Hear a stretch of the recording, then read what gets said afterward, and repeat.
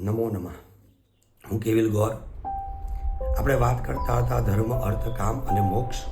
આજે આપણે વાત કરશું મોક્ષ.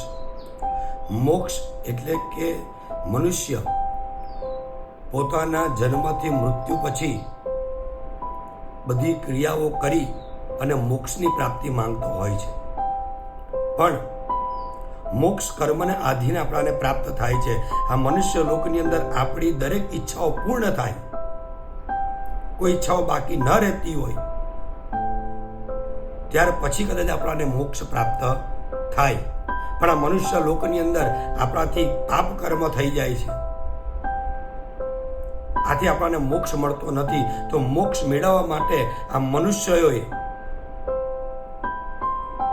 ગીતામાં ભગવાન કૃષ્ણએ કહ્યા મુજબ યજ્ઞ દાન તપઃ કર્મ ન તજ્જમ કાર્યમેવ તત યજ્ઞ દાનમ તપશ્ચૈવ પાવનાની મનીષિણામ.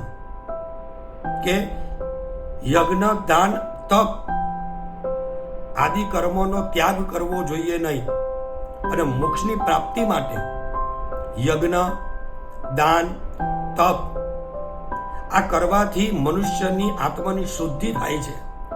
અને જ્યારે આપણો આત્મા શુદ્ધ થાય એટલે આપણો કર્મમાં પરિવર્તન થાય, આપણું કર્મ સારું કર્મ કરતા થાય. અને જ્યારે ભગવાનમાં આપણો ભાવ લાગે